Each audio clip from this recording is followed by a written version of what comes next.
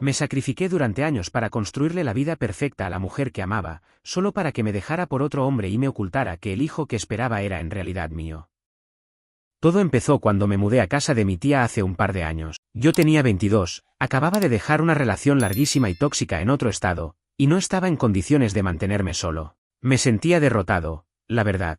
Había perdido un trabajo, un apartamento y a alguien que pensé que iba a ser mi compañera de vida, todo en cuestión de 3 meses. Así que cuando mi tía, la hermana de mi papá, me ofreció quedarme en su casa en las afueras de Ámsterdam por un tiempo mientras me reconstruía, acepté sin dudarlo. Ella siempre fue como una segunda madre para mí, sobre todo porque la relación con mis propios padres era complicada. De esas familias que sonríen en las fotos pero donde todo se rompe cuando se cierra la puerta. En esa casa vivían ella, su esposo, un tipo callado, no muy expresivo pero siempre amable conmigo, y su hijo, mi primo. El cabrón tenía mi edad exactamente. Nacimos con días de diferencia, aunque nuestras vidas no podían haber sido más distintas. Él era de esos tipos que lo tienen todo sin haber hecho nada para merecerlo. Estudió en una escuela privada carísima, lo mantenían sin pedirle cuentas y nunca tuvo un trabajo real. Vivía como si el mundo fuera su sala de estar y todos los demás, sus empleados. Pero igual, yo trataba de no juzgar.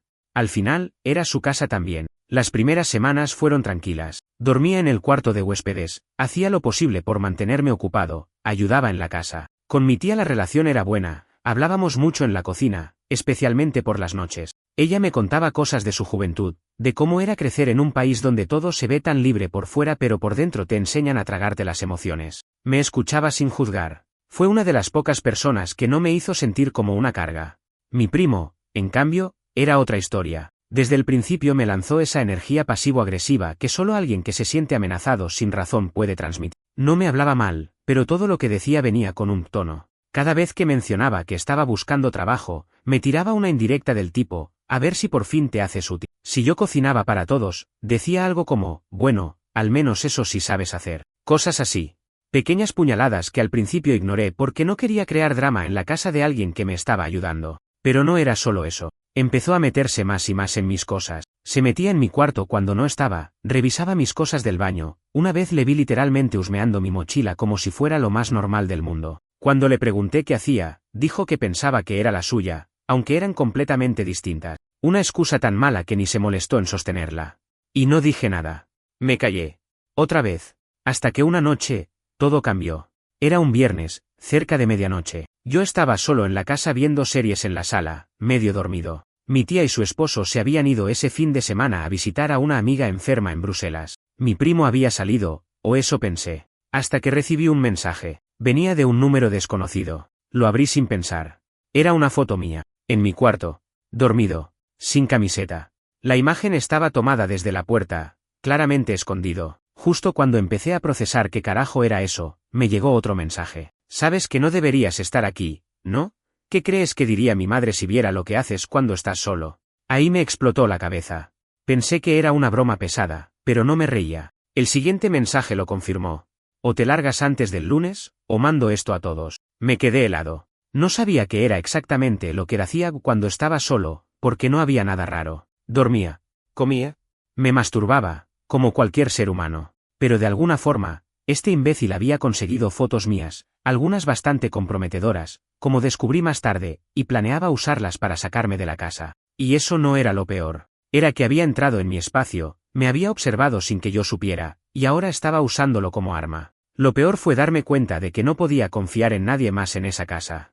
Porque aunque quería contárselo a mi tía, no tenía pruebas. Las fotos venían de un número anónimo. No sabía si podía demostrar que era él. Y algo me decía que si lo enfrentaba directamente sin tener algo sólido en la mano, solo iba a empeorar las cosas. Así que me tragué todo. Dormí como el culo esa noche, esperando el siguiente movimiento. Pero al día siguiente, me di cuenta de algo que cambiaría todo. No dormí ni una hora esa noche. Cerraba los ojos y lo único que veía era la silueta de alguien parado en la puerta de mi cuarto, cámara en mano, esperando el momento justo en que yo bajara la guardia. Me sentí invadido, violado, como si alguien hubiera entrado a mi cabeza sin permiso. Me levanté con un nudo en el estómago y esa sensación de estar atrapado en una situación de la que no puedes hablar sin sonar como un paranoico. Desayuné solo. No vi señales de mi primo por la casa.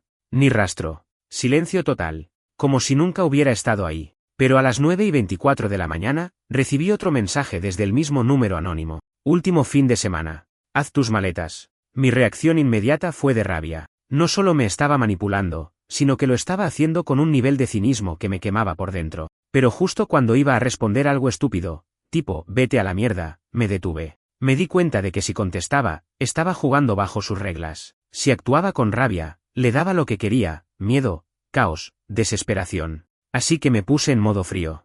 Observador. Empecé a pensar estratégicamente. ¿Quién tiene acceso a mi cuarto? Solo él. ¿Quién sabía que yo estaría solo ese fin de semana? Solo él. ¿Quién se beneficiaría de que yo me fuera? Otra vez, solo él. No era tan brillante como pensaba. Decidí revisar todo mi cuarto. No por miedo, sino por evidencia. Miré detrás de los cuadros, debajo de la cama, incluso revisé la lámpara de escritorio. Y ahí fue donde encontré algo, una pequeña cámara de seguridad casera, de esas que parecen cargadores USB. Estaba conectada a un enchufe cerca del piso, justo al lado de donde dormía. Me quedé congelado. No podía creer lo lejos que había llegado. Eso ya era otra cosa. No eran solo fotos sacadas desde la puerta. Este tipo me había grabado. Semanas, tal vez meses. Todo lo que hacía en mi cuarto, lo tenía él. En ese momento entendí que no me estaba amenazando solo por fastidiar. No era solo que le molestaba tenerme en casa.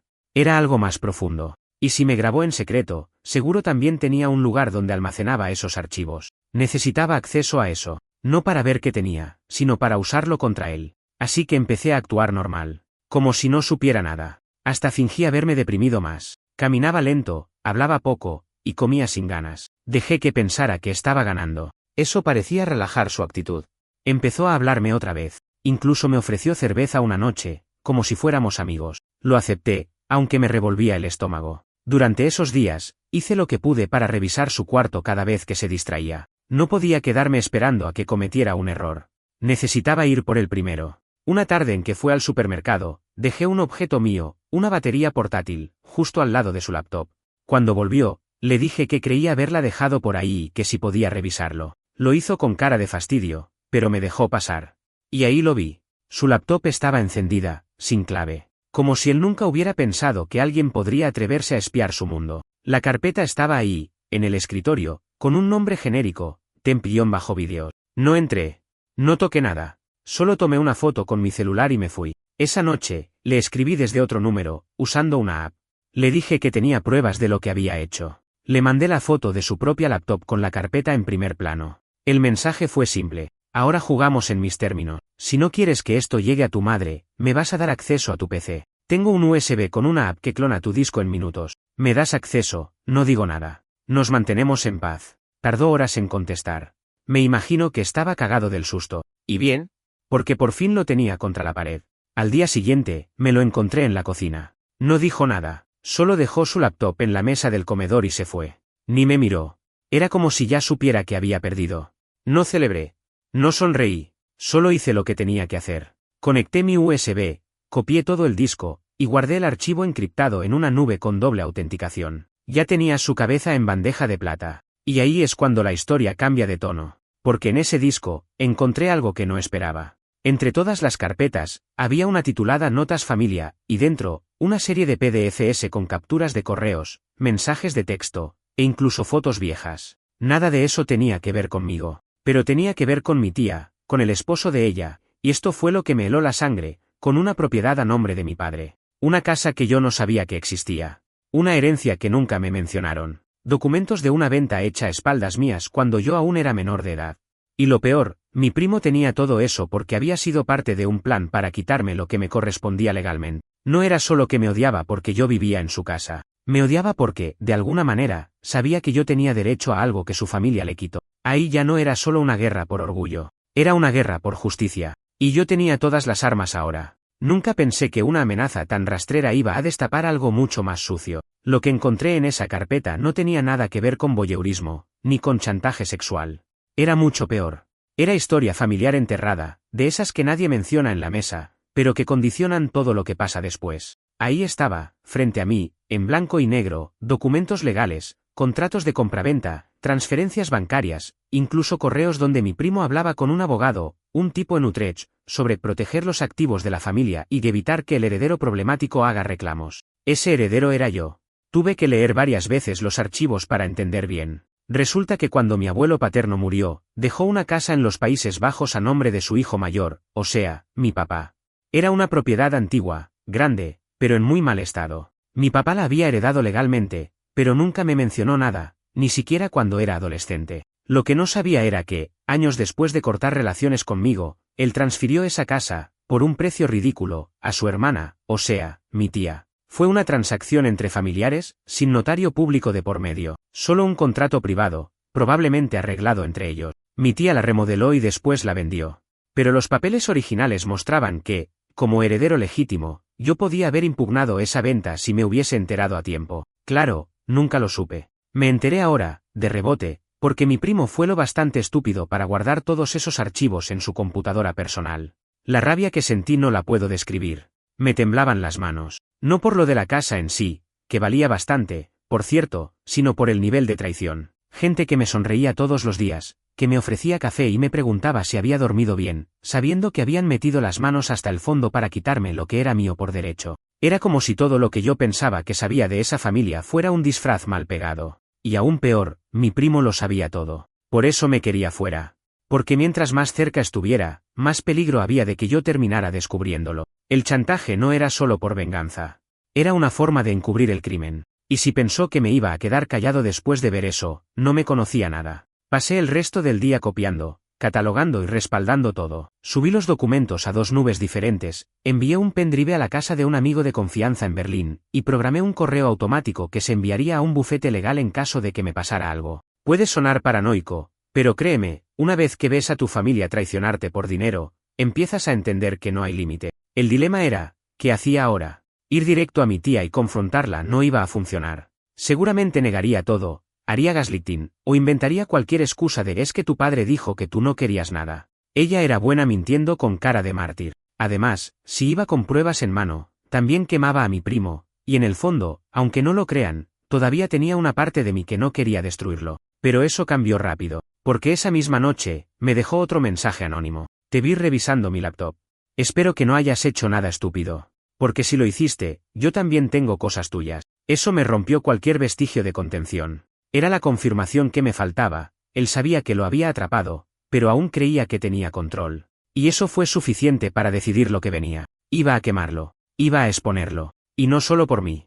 Por cada vez que me hizo sentir como un intruso en esa casa, por cada noche que me grabó en secreto, y por cada palabra venenosa que me dejó caer con una sonrisa hipócrita. Tenía que hacerlo bien. Tenía que dolerle donde más importaba, la reputación. Mi tía se la pasaba organizando cenas familiares, reuniones de amigos, se envolvía en actividades de la comunidad.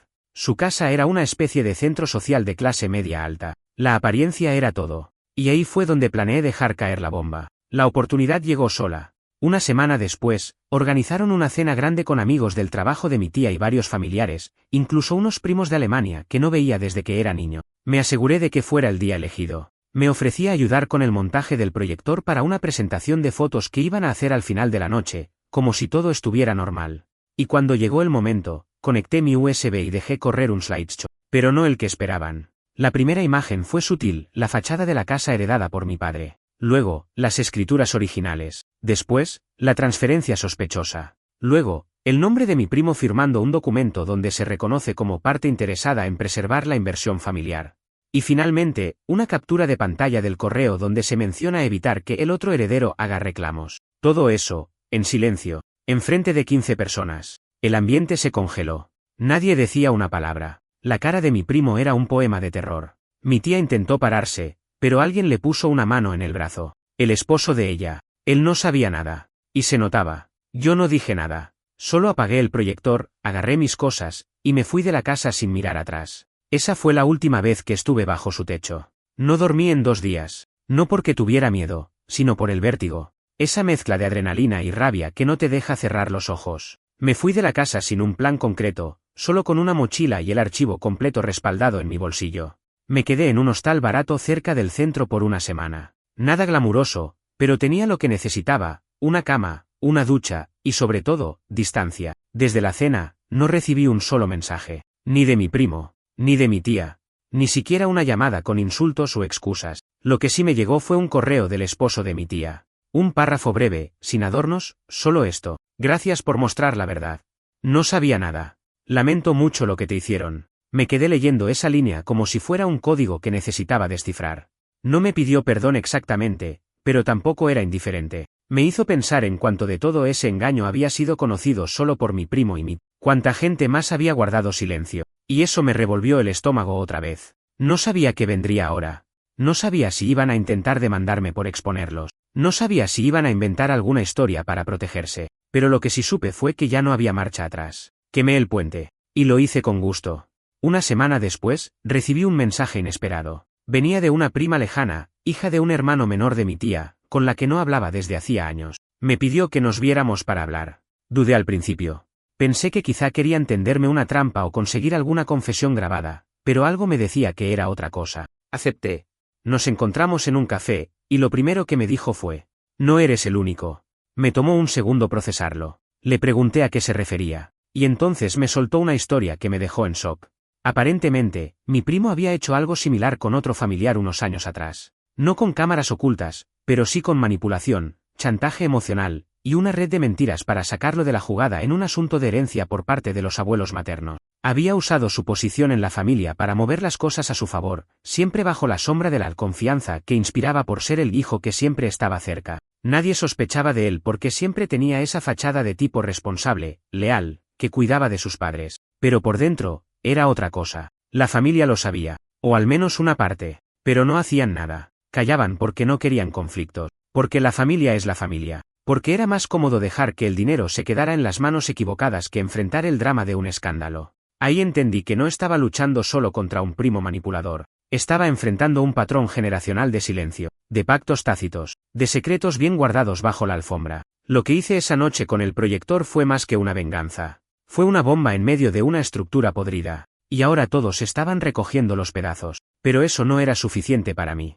Decidí ir más lejos. Agarré todos los documentos, preparé un expediente con fechas, firmas, y copias certificadas que conseguí en registros públicos, y pedí cita con un abogado especialista en herencias y fraude patrimonial. Le conté todo sin filtro. Al principio lo vi escéptico. Se notaba que pensaba que yo era solo otro tipo más queriendo pelear por una casa vieja.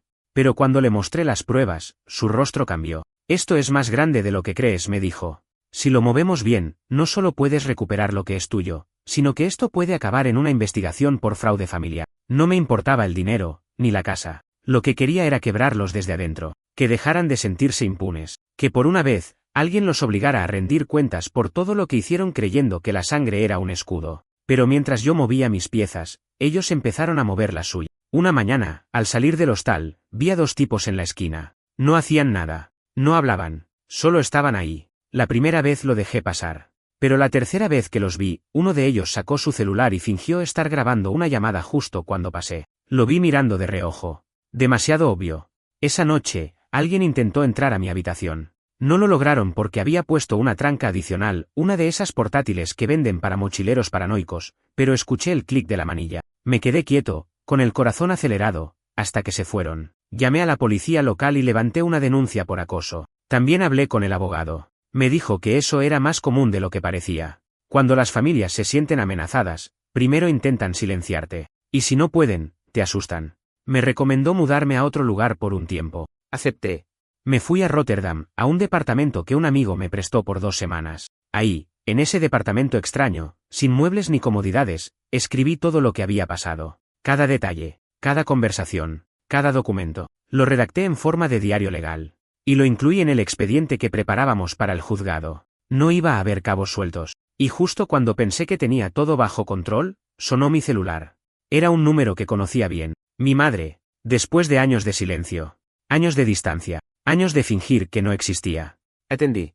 «¿Qué hiciste?», me dijo, con la voz rota. Y entendí que todo había llegado hasta ella también. Nunca esperé volver a escuchar su voz. Mi madre había sido un fantasma en mi vida desde que tenía 17. El tipo de ausencia que no se anuncia ni se justifica, solo se siente como un hueco en el pecho. Que ahora me llamara, justo después de todo lo que había pasado, no era coincidencia. Era reacción.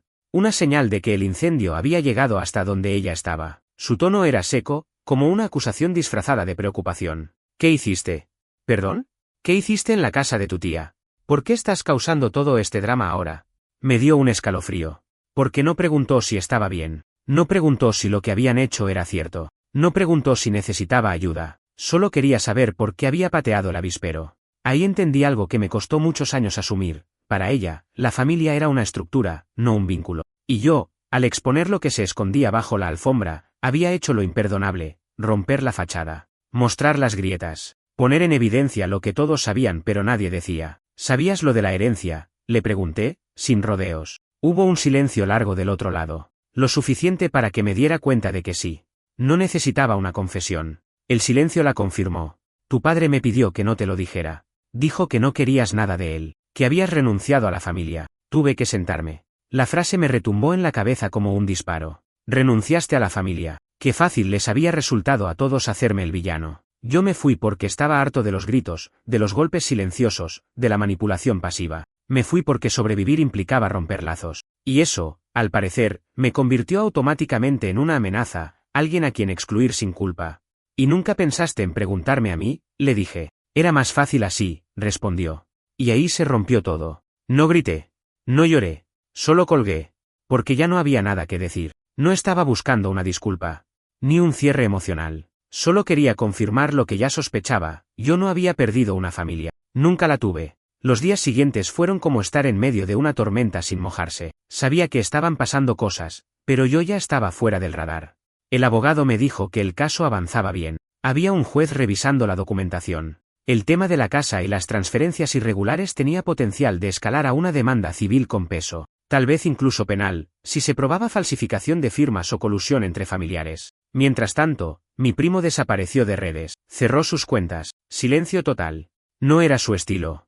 Era un tipo que vivía mostrando su vida perfecta en Instagram, sus viajes, sus cenas, sus reflexiones de tipo espiritual que claramente no aplicaban cuando chantajeaba a sus propios parientes. Que se borrara así solo significaba una cosa, sabía que se le venía encima algo gordo. Mi tía también cayó en picada. Me enteré, por otro primo que todavía me hablaba, que había pedido una licencia indefinida en su trabajo. Según él, por salud mental. No sé si era por culpa, miedo, o porque ya no podía sostener la mentira frente a su esposo. Él, según me contaron, se había distanciado. Empezó a dormir en otro cuarto. No quería verla. La herida no era solo económica. Era de confianza. De ética. De haber usado a su sobrino como chivo expiatorio mientras se beneficiaban a escondidas. Y aunque suene cruel, todo eso me dio un poco de paz. No felicidad, no alivio, pero sí justicia. Una sensación rara pero poderosa. Como cuando ves a alguien que te empujó caer en su propio agujero. Pero todavía faltaba una pieza. Una que no sabía que existía. Un día, revisando más a fondo los archivos del disco que le había clonado a mi primo, encontré una carpeta llamada Correspondencia Antigua. Eran correos entre él y mi padre. Muchos años atrás. Algunos incluso cuando yo todavía vivía en casa. No eran tantos, pero los que estaban ahí me dejaron helado. Uno, en particular, era del año en que me fui. Y decía, literalmente, si él vuelve, es un problema. Emocionalmente inestable, egoísta, incapaz de sostener una familia o una casa. No quiero que lo arrastres contigo. Ya no es de los nuestros. Lo firmaba mi padre. Y se lo escribía a mi tía. Mi primo estaba copiado en copia oculta. Mi tía no solo sabía, había estado de acuerdo. Le respondía, en otro correo. No te preocupes. Aquí lo tendremos vigilado si vuelve. Pero no creo que aguante mucho. Siempre ha sido débil. Ahí me quebré. No por tristeza. Ni por desilusión. Por furia. Porque mientras yo estaba allá, joven, roto, tratando de sobrevivir, ellos ya me habían sentenciado. Me habían pintado como una amenaza. Como una carga. Como algo de lo que había que deshacerse. Y aún así, yo me había preocupado por no incomodarlos. Por no romper la armonía. Lo irónico era que ahora yo era el que tenía el poder. Y no pensaba soltarlo. No todavía. Lo que me sostenía en ese momento no era venganza. Ya no. Era el sentido de dirección. Toda mi vida había girado alrededor de evitar el conflicto, de quedarme en los márgenes, de no ser una molestia para nadie. Me formatearon así desde chico. Cuando mi padre me gritaba por hablar en la mesa. Cuando mi madre cerraba la puerta con llave para no escuchar más problemas. Cuando mi primo me hacía sentir como una cucaracha en su casa mientras todos miraban para otro lado. Pero ahora no. Ahora no había margen. Yo estaba en el centro del huracán. Y decidí, por primera vez, no moverme. El abogado fue claro conmigo. Había pruebas sólidas de que la casa vendida, aquella propiedad heredada de mi abuelo, había sido traspasada mediante un contrato privado que excluyó a un heredero directo, yo. No era solo cuestión moral. Era una violación clara del Código Civil neerlandés en cuanto a herencia. Aunque el tiempo jugaba en contra, porque la venta había sido hace años, había jurisprudencia para reclamar si se demostraba ocultamiento de información y mala fe. Y eso era exactamente lo que tenía, pruebas de conspiración entre mi padre, mi tía, y mi primo, correos, documentos firmados, incluso mensajes donde hablaban abiertamente de sacarme del camino. Eso cambió todo. Lo que en principio era una simple demanda por incumplimiento de herencia se transformó en un caso más grande, fraude familiar y despojo patrimonial con agravante por colusión. El abogado sonaba entusiasmado, como si mi caso fuera su boleto a un artículo jurídico o a una entrevista en algún diario especializado. Me pidió autorización para avanzar con una denuncia formal, y yo dije que sí sin pensarlo 2 veces. Si iban a ponerme como el problema, que por lo menos lo fuera en serio. Una semana después, me citaron del tribunal para declarar. Fui con todo impreso, subrayado, categorizado. Quería que vieran que no era otro tipo resentido con su familia. Era alguien con pruebas, con datos, con derecho. Entrar a esa sala fue una de las cosas más surrealistas que viví. Estaban ellos, mi tía, con el rostro más gris que recordaba. El esposo, a su lado, pero sin tocarla. Mi primo, encorvado, como si de pronto se hubiera dado cuenta de lo poco que valía su fachada de niño mimado. Y yo, al otro lado, con la cabeza en alto. El juez era frío, directo, habló poco, escuchó mucho. Mi abogado presentó el caso como una omisión deliberada. Mostró los correos, los documentos, la carpeta con el nombre de mi padre y las firmas cuestionadas, los correos donde mi tía decía que yo no debía enterarme. El abogado de ellos intentó tirar la clásica defensa de malentendido familiar, que todo fue hecho de buena fe, que mi padre tenía el derecho de disponer de su propiedad como quisiera, que la familia había hecho lo posible por ayudarme a pesar de mi carácter problemático. Ahí fue cuando me reí. No lo hice fuerte, solo bajé la cabeza y me reí, porque era tan predecible, tan patético. Usar el viejo libreto del hijo difícil, del sobrino rebelde, para justificar una estafa legal de miles de euros, como si su narrativa personal pudiera anular los hechos. El juez pidió un receso para analizar los documentos. Nos dio fecha para una segunda audiencia, pero ya era evidente que el caso no iba a cerrarse rápido. Estaban asustados. Y lo supe porque mi tía me buscó afuera del tribunal. No para disculparse, no para asumir nada, sino para ofrecerme dinero. Podemos arreglar esto entre nosotros, dijo. No, ya no hay nosotros. Me miró como si fuera otra persona. Y supongo que lo era. El chico que una vez durmió en su casa agradeciendo cada comida, ya no existía. La noticia no tardó en filtrarse. Una semana después, un medio local publicó un artículo titulado Disputa legal por herencia desata acusaciones de fraude entre familiares conocidos en la comunidad. No mencionaban nombres, pero cualquiera que conociera a mi tía sabía quiénes eran los involucrados. Era miembro de varias asociaciones comunitarias, organizaba eventos culturales, tenía un puesto semi-honorífico en una ONG local. Todo eso, en pausa ahora. Me escribieron personas que no veía desde la secundaria, algunos para decirme que estaban sorprendidos, otros, para soltar cosas como ya sabíamos que algo raro pasaba en esa familia. Lo típico cuando el castillo se derrumba y todos dicen haber visto las grietas. Pero lo más inesperado fue lo que vino después. Un mensaje en Instagram, desde una cuenta privada, sin foto de perfil. El texto decía: sé cosas de tu padre que no están en esos correos. Si quieres hablar, dime cuándo. Pensé que era un troll. O algún primo intentando tenderme una trampa. Pero la cuenta pertenecía a una mujer que decía ser una hija no reconocida de mi padre. Dudé. Investigué. Miré bien su perfil, las pocas fotos que tenía. Había algo en su cara, en sus ojos, un gesto, una familiaridad que no podía negar. Me mandó una foto de un documento de nacimiento, nombre del padre, el mismo que el mío. Y entonces entendí que, incluso después de muerto, mi padre seguía siendo un agujero negro de secretos, y que esta historia, apenas estaba empezando. Tuve que leer ese mensaje unas 10 veces, no porque no lo entendiera, sino porque algo en mí se resistía a creerlo. Ya estaba lo suficientemente jodido emocionalmente como para agregarle el ingrediente secreto de una media hermana perdida que aparece justo en medio del derrumbe total. Pero ahí estaba, su perfil, su mensaje, su nombre. La busqué en otras redes. Encontré una cuenta vieja de Facebook, medio abandonada, con apenas unas fotos. Y sí, había una en particular. Tenía unos 10 años de antigüedad, tal vez más. Una imagen frente a un edificio gubernamental en Alemania, y junto a ella, un hombre, alto, rostro adusto, con la misma forma de mandíbula que el cabrón que me crió. Era mi padre. O sea, era real. Le respondí.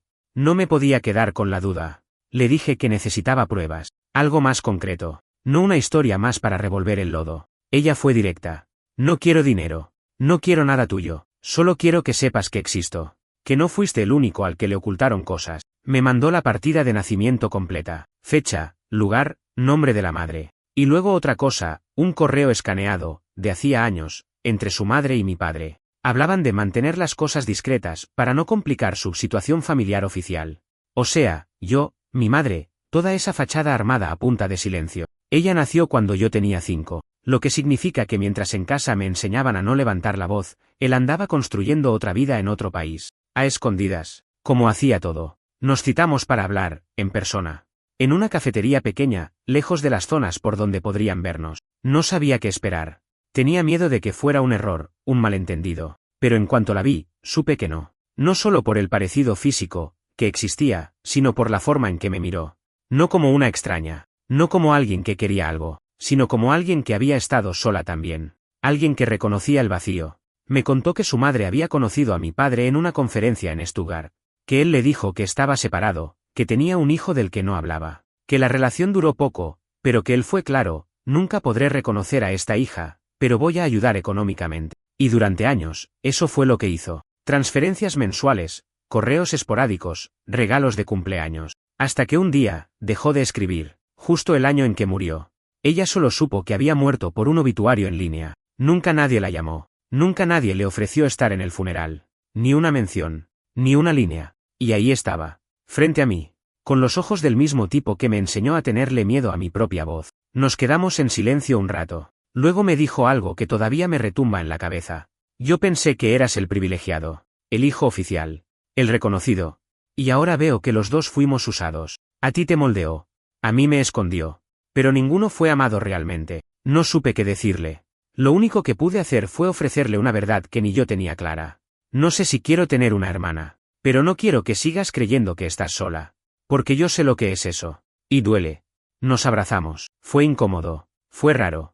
Pero fue honesto. Esa noche, me encerré a revisar todos los documentos del caso otra vez. Empecé a ver con otros ojos cada frase, cada firma, cada movimiento que hicieron para sacarme del juego. Porque ahora sabía que no era solo yo el que estorbaba. Mi existencia entera fue una amenaza para sus planes. El hijo que piensa, que escapa, que no se calla. Y ahora, la hija que habían ocultado también podía complicarlo todo si llegaba a hablar.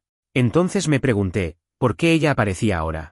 ¿Por qué justo en medio de mi proceso legal? Fue ahí cuando caí en la cuenta de que, quizá, alguien la había contactado. Alguien que quería distraerme, desestabilizarme. Pero cuando le pregunté directamente si alguien la había mandado, me juró que no. Que me encontró por su cuenta, buscando cosas de su padre. Que topó con mi nombre en artículos del juicio. Pero algo no cuadraba. Había un detalle que me había pasado por alto. Ella sabía el nombre del abogado de mi padre. El mismo abogado que apareció en los correos que yo tenía. Pero en ningún lado, en ninguna parte de la documentación pública, figuraba el nombre de ese abogado. Solo alguien con acceso a la red interna de mi padre podría saber eso. Y si ella lo sabía, entonces no me había contado toda la verdad. ¿Había sido una pieza más en este ajedrez familiar? ¿O estaba intentando limpiar su propia historia mientras se acercaba a mí? No podía acusarla sin pruebas, pero ya no podía confiar tampoco. La vida me había enseñado que las traiciones no vienen de enemigos, vienen de quienes se te sientan al lado. Así que hice lo único que podía hacer, armé otra carpeta. Una con todo lo que ella me dijo. Con capturas de nuestras conversaciones, con fotos de los documentos que me mandó. La subí a la nube, la encripté, y la etiqueté con un nombre claro. Plan C de hermanastra.